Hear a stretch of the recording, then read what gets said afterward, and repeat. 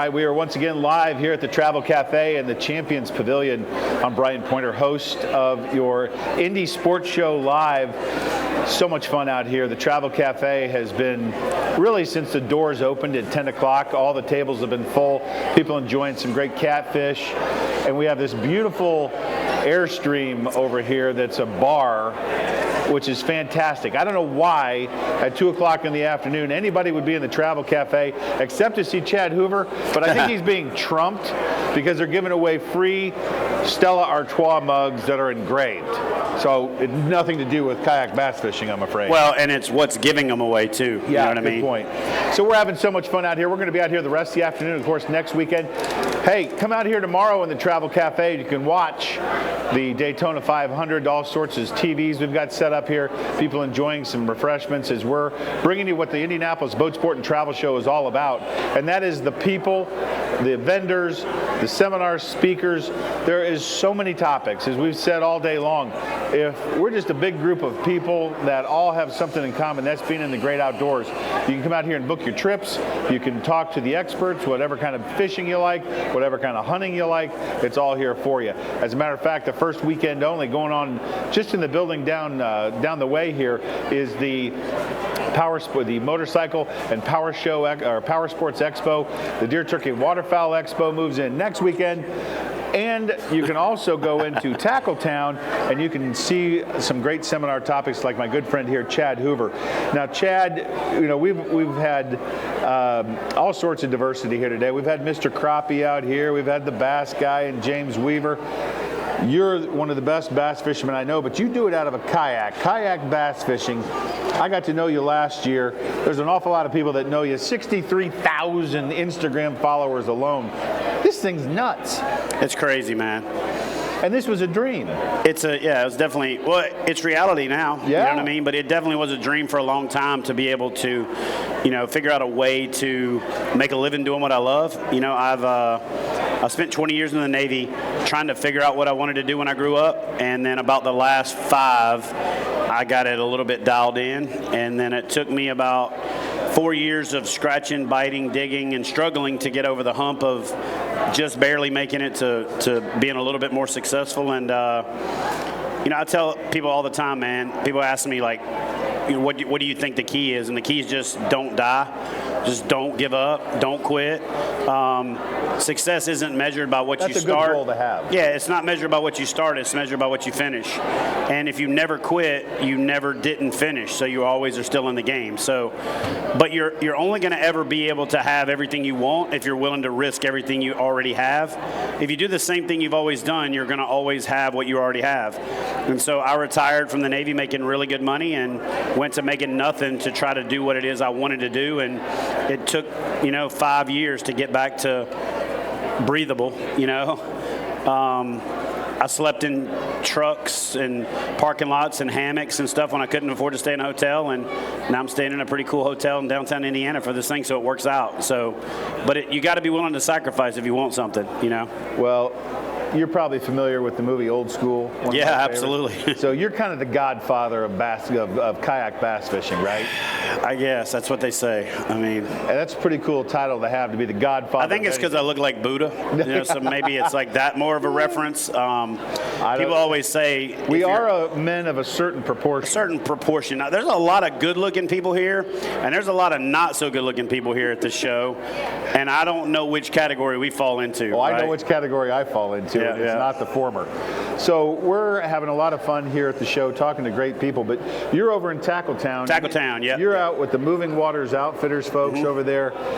You've been a great ambassador for this thing that you started, the godfather of kayak bass fishing. What is it about a kayak that makes this experience so different? You know, to a certain extent, when you think about what kayak fishing is, it really is one of the most primitive ways to fish. You know, I didn't start it. The Inuits or the Eskimos, whichever one's the most politically correct way to say it now, they're the ones that started it. They were harpooning whales out of a kayak. So the kayak wasn't invented for biker shorts, Subaru drivers to go paddling around. It was actually invented as a way to fish. It just took a long time for it to come back to that. And so for me, it was one of those things where at first it was a necessity. Like I needed it to get to fish a certain way, fishing in the shallow water flats of Corpus Christi. Then it became not just a necessity, it became an obsession, right? I made one trip down to Falcon Lake on the Texas-Mexico border and paddled up into some trees that a bass boat that was fishing with me, not a bass boat figuratively speaking, but there was a bass boat right there, couldn't follow me. And I went back in the back of a flat, and the bass happened to be back there. They were post-spawn, but they were just off the flat in the first trees, and smoked them. I mean, I think I caught 40 pounds of 5 fish and then a couple of big ones. And then after that, the light bulb went off, and I said, man, there's something to this, you know. Well, you've told me a good story, and we've talked many times, not only for Indiana Outdoors, but of course sitting here with me last year at the 65th Annual Ford Boat Sport and Travel Show, where I got to know you really well.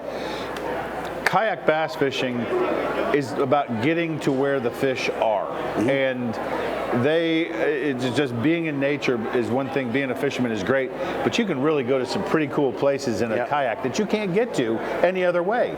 Yeah, absolutely. We actually just had this conversation over at Tackletown after one of my seminars when one of the guys asked me, like, what's my favorite way to fish? And I told him my favorite way to fish is find places other people can't get. And I see guys on social media sometimes going, yeah, you ought to come fish where I fish and see if you can catch some fish. And I'm like, why would I go where the fish aren't to try to catch them? My goal is to go find the places the fish are. You know what I'm saying? I'm not going to go try to play in traffic and not get hit by a car. My goal is to get where there ain't any cars. And so for a long time, that was my deal. If I want to fish a reservoir that's got a lot of boat traffic on it and a lot of personal watercraft traffic and a lot of stuff like that, I'm just going to fish it at night in the kayak. And again, in a place at certain times and in certain spots of the lake that bass boats maybe could get during the day, but won't because they're scared to run in shallow water. At night, most boats run in channels. They need channel markers and they need, clear paths. So it gives me all the flats and all the grasses and all the backwater lily pad sloughs and things like that all to my own. And so I like catching them where others can't. I'm not going to lie. It's pretty cool to catch them where a bass boat or somebody's, 50 yards away and they can't get to where you're at. You ever just wave at them and say, hold the fish up? Look at me. I tell this story sometimes, and it sounds like I'm bragging, but I'm not. So I'll say that up front. But I had a guy one time in Sandy Cooper, South Carolina. We were in a place called the Hatchery, and I went on towards the back, and I was throwing a topwater frog, mostly because it was the only lure I had in my box that would come through the grass, and it was what I thought the fish were going to eat. But the water temperature is still pretty cold. And this guy hollered at me. It was mid to late February, early March, and he's like, man, I ain't going to hit that frog till about April. I said, all right, thanks, man, and I kept fishing. About 15 minutes later, I caught a 9.6, 9.7, a fish just under 10 pounds. I held it up and I said, hey, man, somebody needs to tell this fish it ain't April. And he Spring came early. Yeah, Spring he kind of threw his hand down, and then I paddled past him about 45 minutes later as I was coming out of my flat going to another spot, and he took his hat off and he said, man, I'm going to be honest with you. Here I sit on top of $70,000 worth of bass fishing machinery, and I just watched you hand me my butt on some Tupperware. I love it. That's good. You're a military veteran, and that's been a theme today. We've had 3 other guests that have been, their earliest careers were in the military, so thank you for your service. Thank you. But you're a TV personality, you're a YouTube sensation, you're voracious on YouTube, and I love to watch your teaching stuff. Thank you, man. You're an author. You're the godfather of kayak bass fishing, but I got to take you back. What was it like when you showed up at that Alabama boat ramp one day, and they have all these boats and getting in the water, and here you are in your kayak? What kind of looks did they give to you? A lot. And the first time I really started fishing bigger bodies of water, and the guys were in line at the boat ramp waiting their turn, and I just pulled up and drug my kayak down to the water and took off. I got the stink eye. But then I started getting guys warn me. Like, I literally had a guy pull up to me one time, get out of his truck because they were all sitting in line, and walk over, and he goes, hey, I'm going to tell you, boy, you get that thing in the channel, I ain't stopping. Like, he was basically telling me, like, up ahead of time, I got the right of way on this lake. And, there's some places that are still like that, but now, for the most part, we're all anglers. We're all outdoorsmen. There's a basic level of mutual respect that we all have for each other. And we get mischaracterized by the vocal minority more so than we do the majority of who we are and what we're all about. And that stuff gets the most views on YouTube when people act a fool, but that's not who we are. That's not how we act. And so when you assign a certain value to people based on what a few dummies do, then you're really doing things wrong. That's how stereotypes are formed. There's a basic element of truth in every stereotype. That's what makes them stereotypes. But if we avoid stereotypical behavior, we start to diminish that stereotype. So now guys walk over and they start asking me like, dude, that's a cool looking boat, man. You know, is that a dang HDS depth finder? You know, that kind of stuff. And it's more conversational now. So early on it was awe and shock. And then it was mire, like, you better stay out of my way. Now it's a mutual respect and an admiration. And more importantly, it's a lot of aspiration. Guys are like, dude, I need to get me one of them, you know? Well, you've already said, and you even mentioned it a little while ago, you know, the $70,000 worth of gear doesn't catch fish. Anglers catch fish, and you want to go to where the fish are. Yep. So it's pretty elementary, and I think you've done things the right way. I know you're proud of the book you wrote. Tell us about that. Yeah, so I wrote a book because a couple of guys, there's a guy that wrote the foreword for the book that was the one that started on me about 2.5, 3 years before that, a guy named Ken Daubert, who wrote a book several years before that called Kayak Fishing the Revolution. I think he wrote it in 2003 or 4, and he actually saw it probably way before anybody else. And Ken Daubert is famous for developing the banjo minnow and then a realistic frog with a kicking leg on it that he developed after that. The banjo minnow he developed is not the one that's the infomercial banjo minnow now. It was the one that had a stiffer hook and a really cool system, and it mimicked a dying fish, and it's lethal. So he was like, you need to write a book about kayak bass fishing. I was like, I'm not writing a book, man. I was on active duty at the time. I was, father of 2, single father at that time, and just was like, I'm not writing a book. And then I met the people that run the production company that I work with now, and they were a publishing house, and they asked me to write a chapter for another book that they were doing the second edition of.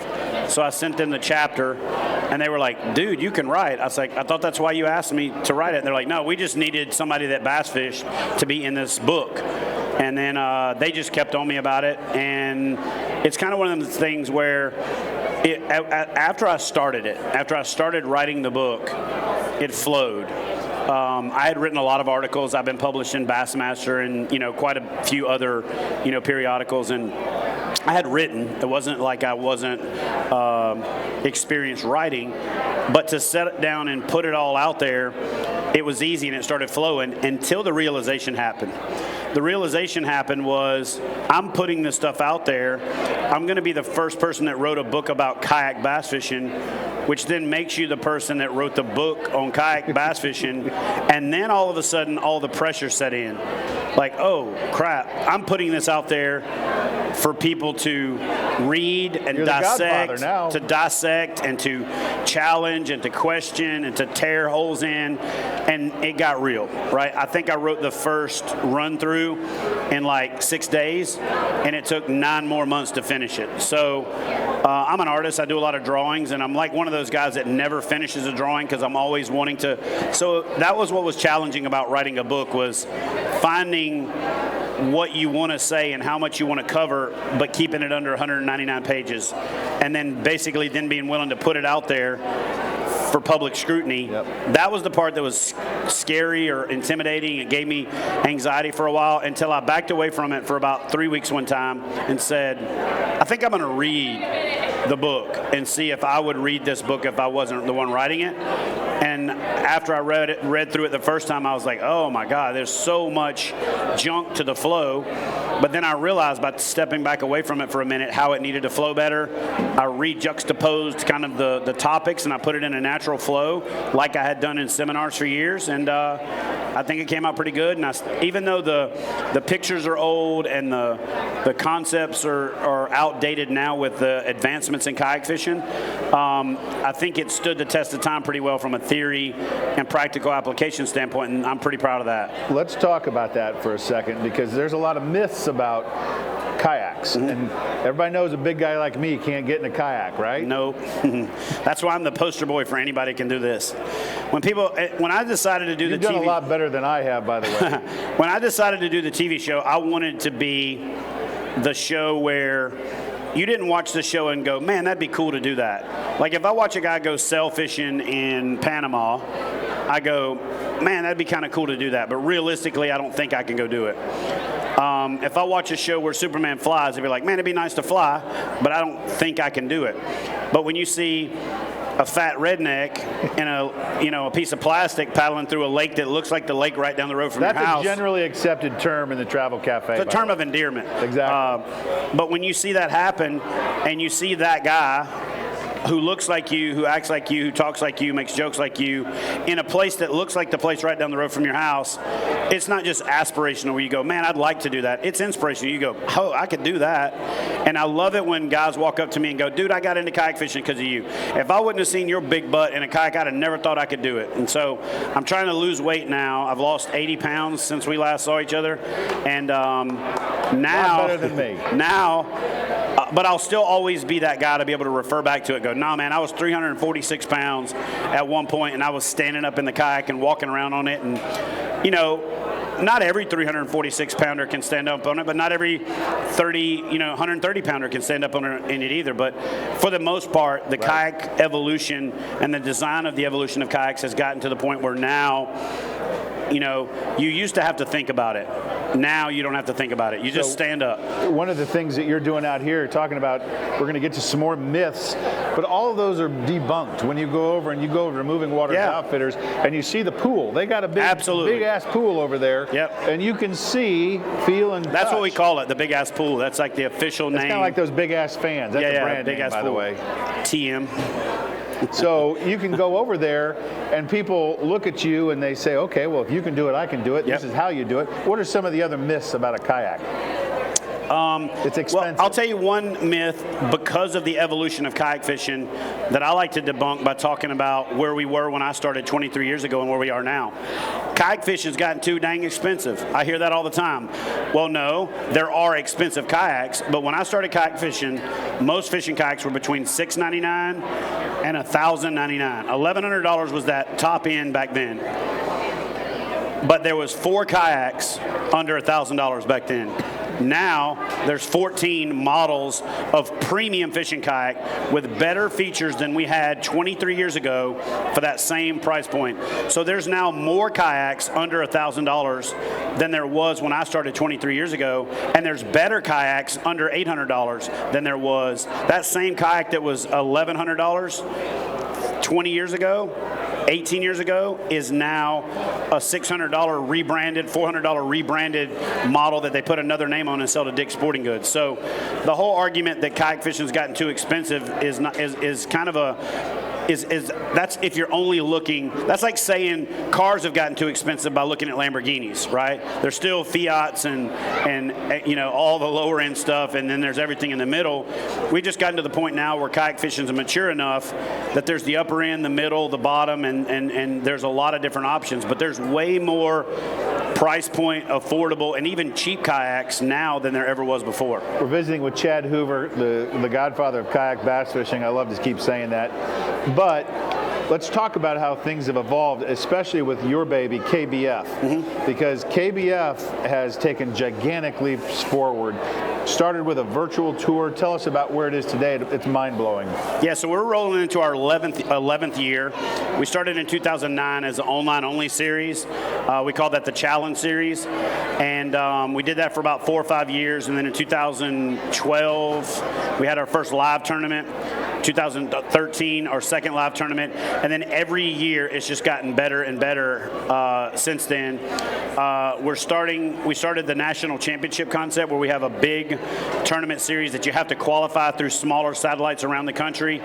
And 2016, we're rolling into the 4th one, and no, we're rolling into the 5th one. It's crazy. And we've paid out over $100,000 to one.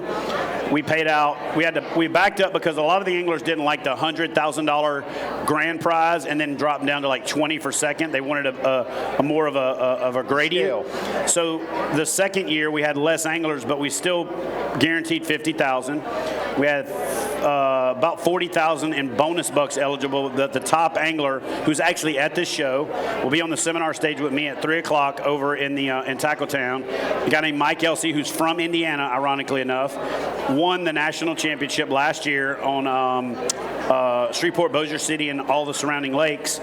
And he won a $50,000 first place guarantee and took up on another $23,400 in bonus bucks. So he won $73,400. This year on Guntersville, April 2nd through the 4th, the guarantee is $75,000, but there's another $60,000 in bonus bucks available. But the most that one person could win is $130,000. I know you are so proud of KBF, as you should be, because you're truly an example of someone who's taken a dream, scratched, clawed, slept in trucks and everything else to get to where you are.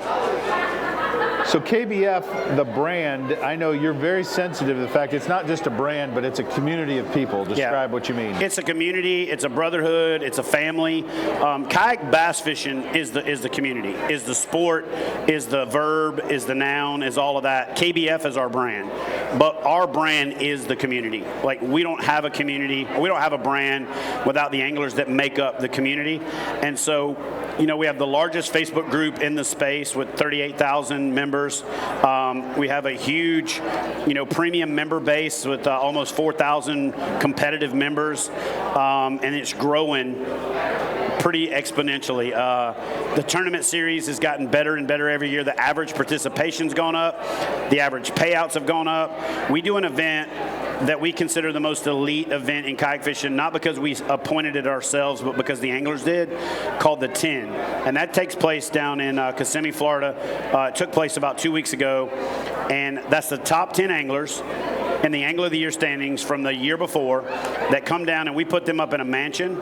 We take care of all their expenses. We give them a prize pack from our sponsors, about $3,000.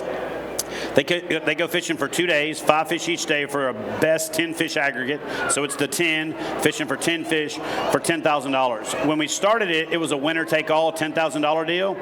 Now it's graded from first place down to 10th place, and we paid out over $31,000 this year to the 10. So with these increase in participation and money, that must mean the sponsors have bought into this, and the people and the groups and the people that are out there. Not only have the sponsors bought in, but the anglers have bought in at every level, from the recreational angler to the enthusiast, to guys that are fishing pro tours, to guys who are established pro fishing celebrities are now looking at kayak fishing. But if you want to measure something about whether it has succeeded, it's when whatever the benchmark organization in that sport is, recognizing it. And this year, Bassmaster, the company, the brand, Bassmaster announced their Bass Nation Kayak Series. Hobie had done it the year before that. And so now that there's multiple tours, it shows that the sport has arrived. It shows that the granddaddy of them all, the true godfather of bass fishing tournaments, has given a nod to the fact that kayak fishing is worth. They don't have a John boat series. They don't have, even an aluminum boat series. They said, we are going to do a kayak bass series. In fact, I'm fishing in that series myself. I can't fish my own series, so I'm going to fish in that series. So to me, not only have the non-endemic and the endemic sponsors bought in, but even the biggest organization in the game has bought in, and they've got sponsors to buy in on their side as well. So it's now going to hit that snowball effect, So we visited here just a little while ago with Wally Marshall, known as Mr. Crappie. Mr. And I asked him, I said, do you consider yourself to be the best crappie fisherman that ever lived? And he was very humble in saying that he didn't. But I'm not going to ask you that same question about kayak bass fishing, because there's a ton. You're just a bass fisherman. You just do it in a different medium.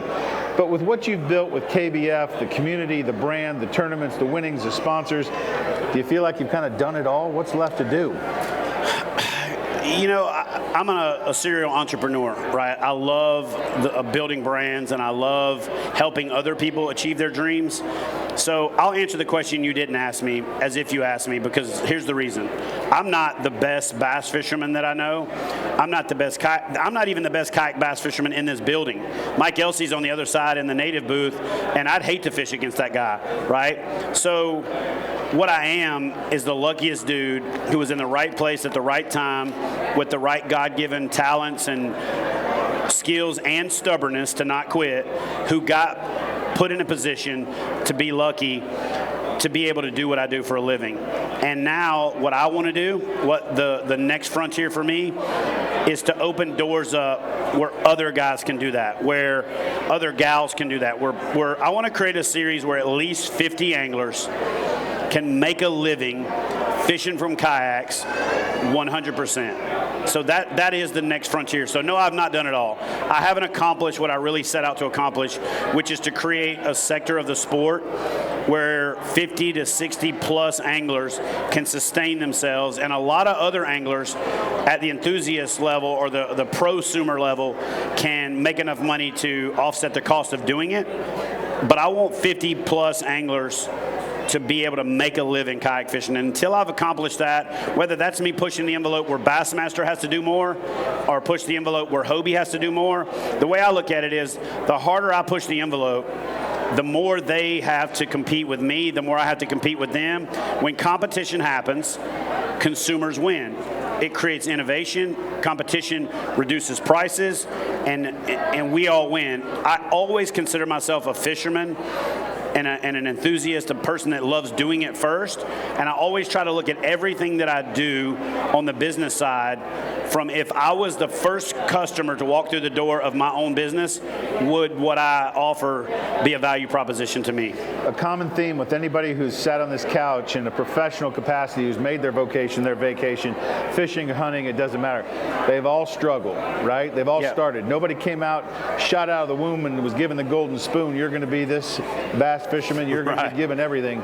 So whether it's personal advice or it's fishing advice, what's the best advice that you've received, fishing or personal otherwise? So I talked to a guy who is a radio personality in Nashville, just in passing at a charity event because I'm friends with a couple country singers, and I just happened to be standing next to him. Now he's on American Idol. He's a guy named Bobby Bones, and he was writing a book, or he had just finished writing the book. And he asked me what I did, and I told him, he asked me where I was from. I told him I was from Louisiana. He said, "Oh, I'm from Arkansas." We started talking, and I said, "Man, what would you say is the key to your success becoming, a multi-million-dollar video or a radio DJ and all this other kind of stuff?" He said, "To be honest with you, man," and this is the title of my book, "Fail Till You Don't." And so whether it's fishing against yourself, whether it's fishing a tournament, whether it's starting a business, whether it's being in business, just fail till you don't. The number one rule of business is don't die. There are multi-millionaire business people whose business struggled for 20 years and then they got acquired in their 21st year and made enough money that they never have to work again a day in their life. So what I tell everybody is, let the struggle, let the pain, let the, in the Marine Corps, I used to train with the Marines a lot when I was in the Navy because I did combat SAR. They got this saying called, pain is weakness leaving your body. Well, failure is an indication of something you need to overcome to become stronger. If you stop failing, or if you think you stop failing, you've literally become desensitized to learning. You're not done failing. You just aren't. You're nose blind to it. You don't smell it anymore, and you've gotten into a glass house where you don't feel it, but you've got to fail. If you're not failing, you're not trying hard enough. You got too comfortable. You're not pushing the envelope. If you're catching a fish every time you go fishing, you're probably safetying up and only fishing for schoolies or dinks. If you're not taking chances in life, if you're not taking chances in business, if you're not taking chances in your relationships and your faith and everything that you do, then you're not trying hard enough to be successful. Unless your definition of successful is content, in which case you're good. I wish sometimes that I could be content. I just can't. Well, I'm not that guy. That's probably a great way to segue and conclude, because I know you got to get back up and teach some folks. Yeah. Everybody has had the same common theme, and I want to make sure I give you one last opportunity, because we could be here all day. We could. This goes way past bass fishing. It goes way past spoons and jigs and everything else, because you've given a great life lesson. You've made your vocation your vacation. You've absolutely succeeded at creating KBF, not only the brand, but the community. What's one thing that I haven't asked that you wish I had that you want people out here who are getting their Stella Artois glasses engraved would like to hear? So you didn't ask me the question that I wish you had asked, so you queued it up perfectly by telling me what is the question that you didn't ask that I wish you had asked, and that's how do we ensure that the legacy of this sport continues? And I tell you, whether your kids fish or not, take somebody else's kid fishing. Whether your kids are, I have guys that go, yeah, I just pretty much quit fishing. My kids got old and moved on and didn't want to fish by myself. I'm like, take another kid fishing. Take a grandkid fishing. Take somebody else's kid fishing. Take a kid. I'm not saying go take a kid fishing who don't want to go fishing. Like, don't pull up, throw a kid in the back of a van and be like, you're going fishing by God. Kind of like our production truck. But make it fun, make it interesting, make it exciting. What we were competing with when I was a young parent was we were competing with video games, and we were competing with the things that took kids' attention. We thought that was bad. Back in that early 20 years ago, we thought competing with kids sitting there playing video games was bad. You know what's worse than that? Right now, we're competing with nothing, meaning a lot of kids are becoming content doing nothing. They live vicariously through somebody else on a phone. They swipe, swipe, swipe, swipe left, swipe, swipe, swipe, swipe, swipe, and they live vicariously through somebody else. What used to be what outdoorsmen considered the number one competition that we had to get kids in the outdoors is video games, and that was vilified to a certain extent. Get them kids out from front of that video game, get out in front of the TV, and the generation before me was TV. Then it was video games. Now, they're so connected all the time via social media, they're content doing nothing because it feels like you're doing something. So my goal is, instead of, I see parents all the time going, you got to get them kids' face out of Facebook, and I'm like, well, yes and no. Because if you're going, hey, and you're trying to get a kid who's looking at Facebook to look at you, you're probably not going to have a lot of luck. What I prefer to do is to get where they're looking. That's why I'm on social media. That's why I'm doing videos.